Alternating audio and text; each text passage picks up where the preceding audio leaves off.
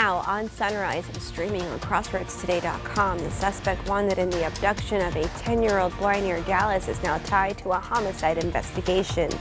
We'll tell you what we're learning this morning as the search intensifies for the missing child. And across the crossroads, authorities are looking for a man who escaped officers after a police chase through Victoria. We'll tell you where the pursuit began and ended. Turning now to the historic meeting yesterday between President Biden and Chinese President Xi Jinping. We'll tell you why the president is optimistic about the future of the world leaders. And it's going to be a nice, beautiful rest this week and weekend this week. But here comes that next cold front coming on Monday. We're going to take a look at that in your Thanksgiving travel forecast and the weather. You're watching 25 News Now Sunrise.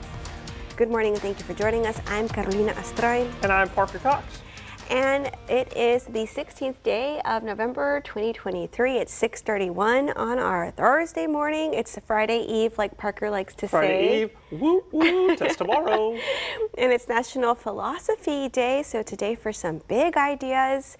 Are we going to have some clouds in the sky to help us ponder our existence today, Parker? Well, we actually have some pretty clear skies, actually, but starting out the day, it's actually going to be quite humid with maybe some fog out there this morning. If you take a look at the relative humidity values right now, you can see a couple areas in the 100% area. That's like guaranteed. Even some dense fog, maybe even guaranteed. But other areas, probably the mid to upper 90%. So anywhere you see 95% or higher is when fog starts forming, but then anything at 98% above is when it starts getting a little dense out there. As we take a look at that visibility, as you can see here, anywhere that was in the 100% or 98% range is going to have that dense fog out there. So please be careful if you're on the roads this morning, because there's going to be some fog out there. And we're going to take a look for the rest of this week. We're going to have that high that's still out there on the East Coast right now, kind of still giving us those northeaster winds, keeping us in those 70-degree temperatures for the next few days. But then we're going to have a new system that's going to make landfall in California tomorrow. That's actually going to be sort of a deep upper level low that's going to make landfall. And once it makes landfall, it's going to quickly traverse across and over the mountains into the continental United States and back into the panhandles when it's going to redevelop on probably on mid-Sunday. Sunday is when we're thinking it's going to develop, but nothing's going to happen until that front passes through, because it's going to be pretty clear until that front passes. Probably Monday night is what we're thinking. Maybe 9 p.m., 10 p.m. on Monday night is when that front will pass through us, making it quite cool next week, and windy conditions on Monday and Tuesday. As we take a look at that 7-day, we're going to be warming up over the next few days, like I said, into the mid-upper 70s, making it a beautiful weekend to go outside.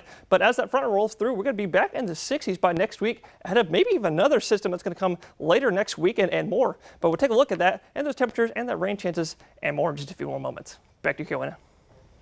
Thank you, Parker.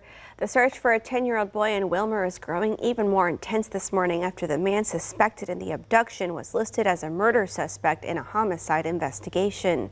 Authorities have tied the suspected kidnapper, 38-year-old Juan Aguilar Cano, to a homicide in Dallas County. A manhunt is underway for Cano this morning as the search continues for 10-year-old Ian Aguilar. Aguilar was last seen Tuesday morning in Willmar. He's 4 feet tall and has black hair and brown eyes. The vehicle the suspect was last seen driving was recovered in the Houston area, where it was found unoccupied. If you have any information on the abduction or know the whereabouts of Aguilar or Cano, you're urged to call 911 immediately. Police say a driver took off when officers attempted their vehicle stop yesterday in Victoria. When the vehicle did stop, officers say a man got out and ran off. Police are looking for this man this morning.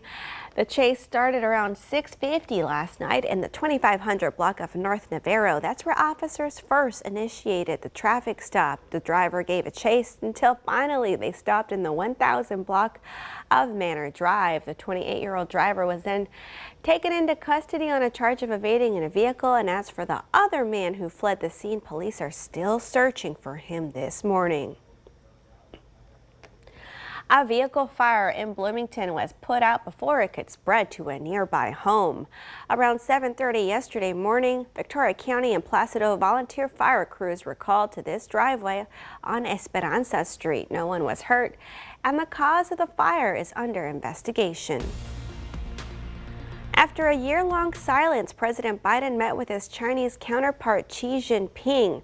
The world leaders came together face-to-face in a San Francisco suburb Wednesday afternoon. The two leaders weren't expected to make any major breakthroughs with the summit, but Biden said, quote, "Real progress was made during the meeting," emphasizing the importance of mutual understanding between the leaders of the world's two biggest economies. A Virginia mother whose 6-year-old son shot his teacher will spend 21 months in prison. Deja Taylor was sentenced Wednesday on gun charges tied to the weapon used in the shooting. She pled guilty in June on federal charges of using drugs while having a gun and lying about her drug use when purchasing the weapon. Police say in January, Taylor's son shot his teacher Abby Zwerner at Rich Neck Elementary School in Newport News. Donald Trump's attorneys have filed a motion for a mistrial in a civil tax fraud case in New York. The 30-page document is claiming a demonstrable bias on part of Judge Arthur Engoron, who's overseeing the trial. The motion also focuses a great deal on the political bias of Judge Engoron's principal law clerk Allison Greenfield, citing political donations they claim exceed permitted limits. The motion claims the gag orders imposed on the former president also show bias. AG Letitia James promptly responded, saying Trump is now being held accountable for the years of fraud he committed. That leads us to your viewer poll. You can scan the QR code right there on your screen to take part. We ask you, will Trump be granted a mistrial? Okay, let's take a look. 64% of you say yes, you think so, and 36% of you say no.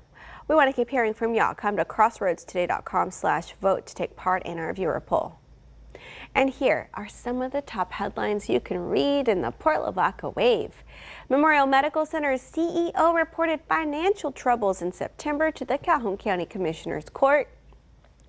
And the Festival of Lights pageant is searching for contestants to take part in their upcoming pageant on Saturday, November 18th. Plus, more than 30 nonprofit organizations were featured in an expo at the Bauer Community Center. You can read these stories and more at theportlavacawave.com. And remember to subscribe to our YouTube channel, Crossroads Today. Hit the like button and click the notification bell. The time is now 6:37 on our Thursday morning. Here's a look at what's coming up on 25 News Now Sunrise. More progress in the building of the Salvation Army of Victoria's Life Enrichment Center. Demonstrators and U.S. Capitol Police clashed during an Israel-Hamas ceasefire rally on Capitol Hill overnight as Israeli forces close in on what they say are Hamas strongholds in Gaza. I'm ABC's Justin Finch with that story from Washington. And coming up after the break, we're going to take a look at your school bus forecast, your hours report, and your fishing forecast as well.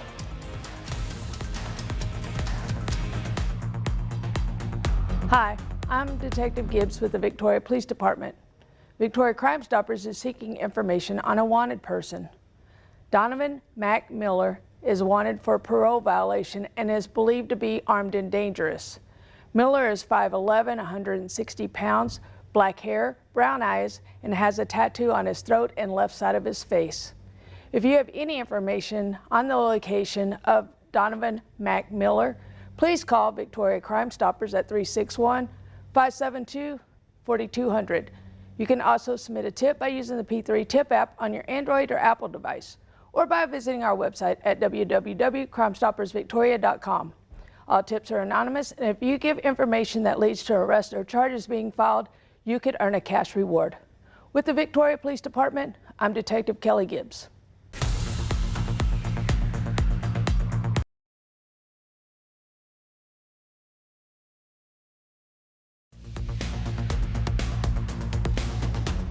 Well, good morning, Crossroads. If y'all waking up with us this morning, or if you're just tuning in, look at a live look at North Victoria right there, and you actually see the loop right there. A little foggy out there. You can actually kind of see a little kind of fuzzy out there. That's because it's a little foggy out there. So take a look at those current conditions. We're about 58 this morning with a dew point of only 56, just 2 degrees off from that temperature, making the humidity a 93%.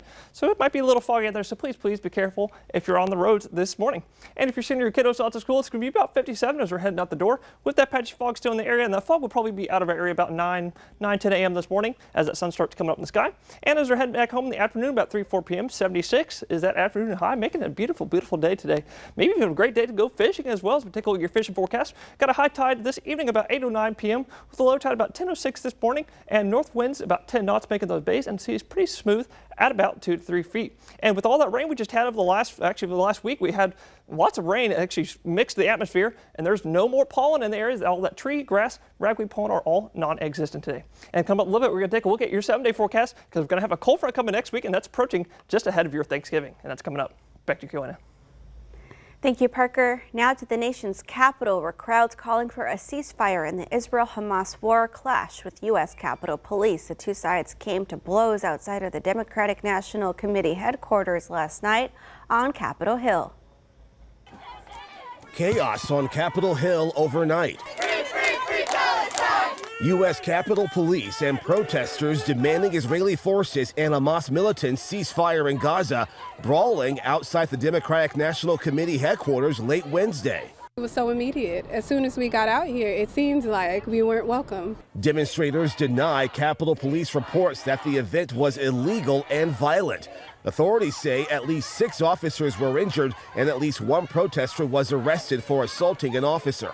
Congressman Brad Sherman says he was among a number of congressional leaders forced to evacuate their Democratic headquarters. Neither side, neither the right nor the left, should engage in criminal behavior, attack police, or even disrupt other people's meetings. Meantime, in Gaza, Israel now claiming control of the 9-building Al-Shifa medical complex.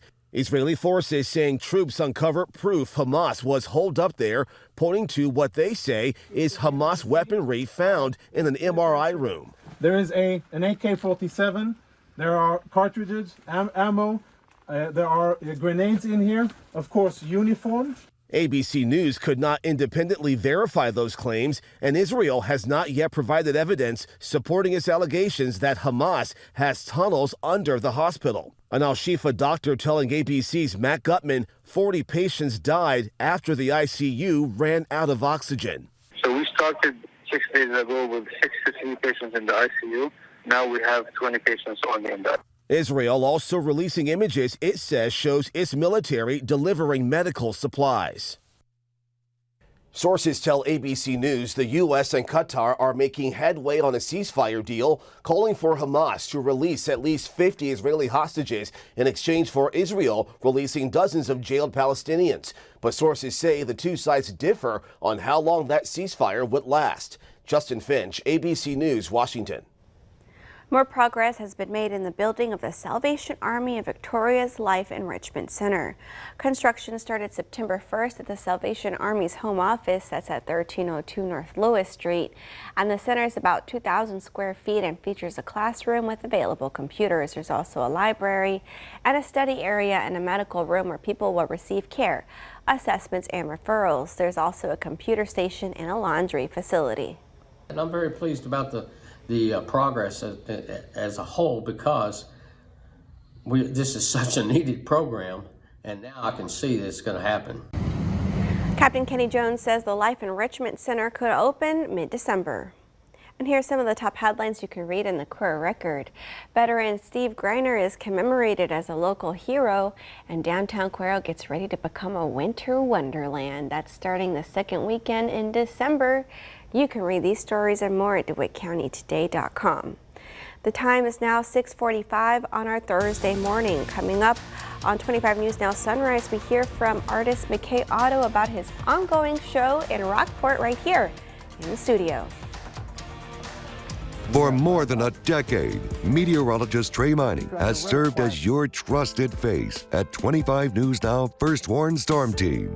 But now, he faces a different kind of storm. So I saw a neurologist here in town, and he says, I think it's Parkinson's possibly, but I'm not sure. Join anchor Carolina Estrain as she presents Trey's Story, a 25 News Now Extra, this Thursday night at 10. Sometimes the bravest forecasts are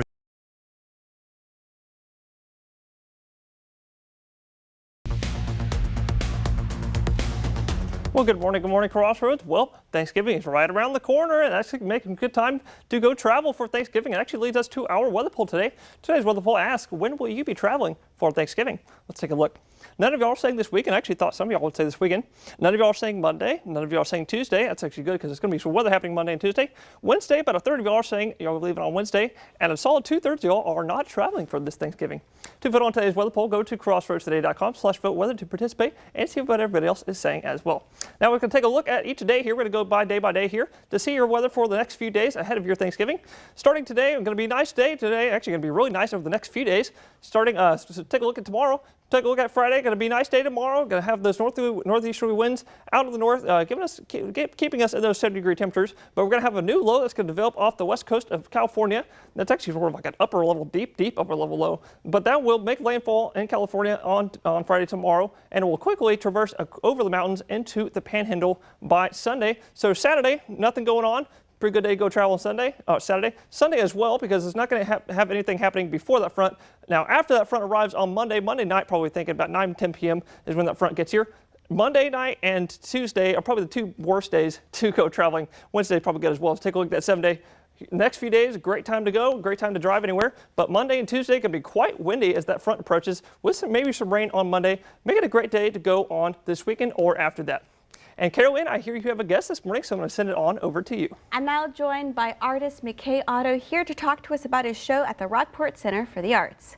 Welcome, McKay. Great to be here, Carolina, and great Victoria. Oh, it's wonderful to get to spend this time with you to learn about your new show and these ethereal images that you have on display.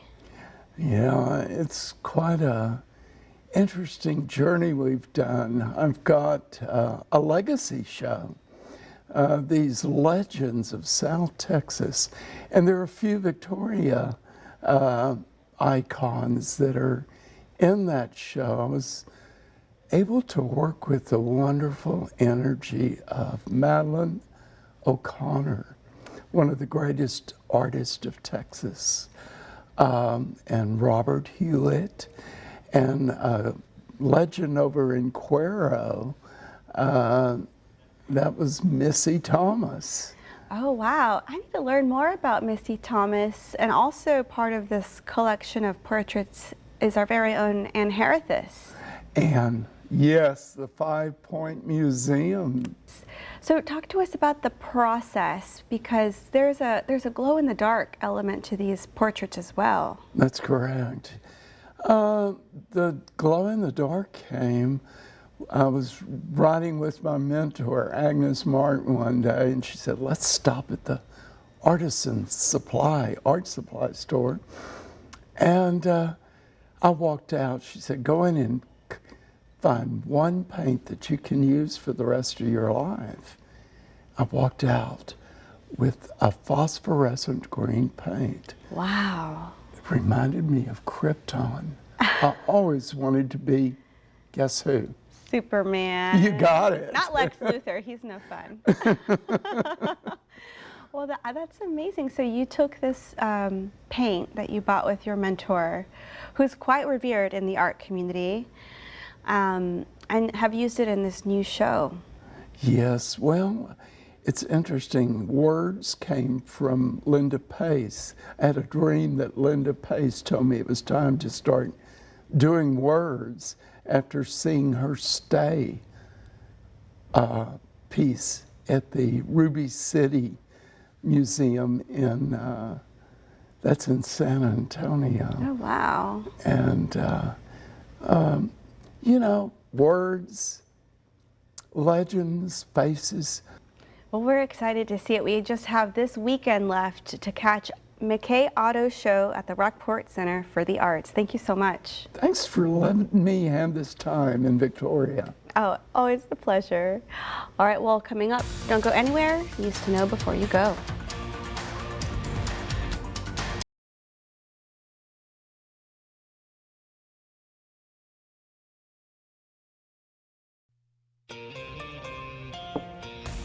One person is dead following an officer-involved shooting in an Atlanta suburb yesterday. Authorities in Cobb County, Georgia say they initiated a drug-related traffic stop around 5:30 yesterday afternoon. During that traffic stop, gunfire erupted and officers fatally shot the suspect while they were still inside their vehicle. Police say they have not determined whether officers or the suspect fired first. No law enforcement officers were hurt during this incident. The Georgia Bureau of Investigation was called in to conduct an investigation into the shooting. It's state protocol in shootings that involve law enforcement officers. The Senate overwhelmingly passed the two-step continuing resolution bill on Wednesday night with an 11-87 vote. 1 Democrat and 10 Republicans voted against the stopgap measure. The passage of the bill means a government shutdown is avoided, and there will be funding for the government through the early part of next year. The bill now heads to the president's desk for him to sign before a midnight deadline on Saturday. The bill splits government funding into two groups. Some departments will be funded through January 19th and others will be funded through February 2nd. That means they'll have to deal with 2 more government shutdown deadlines in early 2024. Governor Greg Abbott appears poised to endorse former President Donald Trump. 2 sources say it's likely to happen when they visit the border city of McAllen Sunday. Abbott and Trump are set to discuss the future of immigration. The former president says he wants to revive border restrictions from his last term in office. If Abbott does endorse Trump, it would snub fellow Southern Republican Governor Ron DeSantis of Florida. This week is Hunger and Homelessness Awareness Week. Today is a community service day at Christ Kitchen. You can sign up to help cook from 8 a.m. to 10 a.m. or you can serve from 11 a.m. to 1. The website to sign up is right there on your screen. This Saturday, the Texas Zoo will host Paws for a Cause. Every guest who brings a coat, jacket, or blanket will receive a 50% admission discount to the zoo, and all items will go to the Salvation Army of Victoria.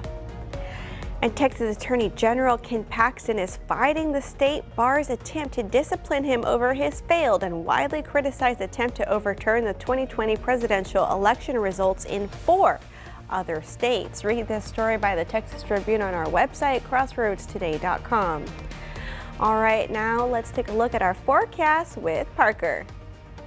Thanks, Carolina, and good morning, folks. If y'all just waking up this morning, a little cool out there this morning. I can take a live look at North Victoria there, but it's a little humid out there, actually, with the dew point of 56, just a few degrees off from that 59-degree temperature, making a 90% humidity out there. So take a look at that visibility out there. Please be careful if you're on the roads because a couple areas are experiencing some 0 to 1, 2, 3 mile visibility out there. So please be careful on the roads. And we're going to take a look at what's going on for the rest of this week and weekend and next week. We got this high that's still giving us those nice conditions over the next few days, keeping us in the 70s. But then here comes this new system coming out of the West Pacific here, or out off the west coast of California, and that's going to make landfall in California by this weekend. That's going to quickly traverse east into our area, bringing that cold front to us by Monday night. But over the meantime, we're going to be in the mid to upper 70s for the rest of this week and weekend ahead of that cold front coming on Monday. All right, well, I'm looking forward to some fair weather the next coming days. Thank you so much, Parker. Yes, absolutely. And thank y'all for joining us. Have a wonderful Thursday. Remember to subscribe to our YouTube channel, Crossroads Today, and join us for 25 News Now at 5, 6, and 10. We've got a special story tonight about Trey.